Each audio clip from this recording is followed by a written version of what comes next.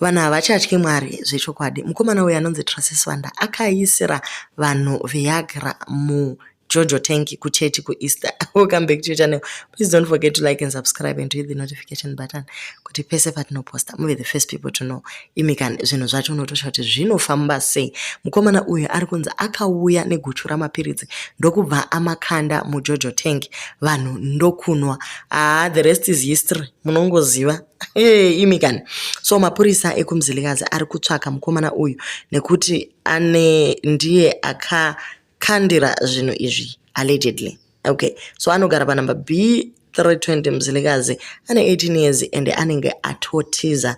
Ari kunzi kuchechi yeku International Disciples kuThorngrove kuBulawayo zuva reEaster akakanda mapiritsi maelder echechi, madhikoni, chiiko, munhu wese yange yangovabatai nyama dzese kusumuka kudai nyandu zvakaoma kani. Imi chero iyo musikanzwa yacho zvokwadi ingabva yaitirwa here kuchechi? Please do leave your comments on what you think about this boy.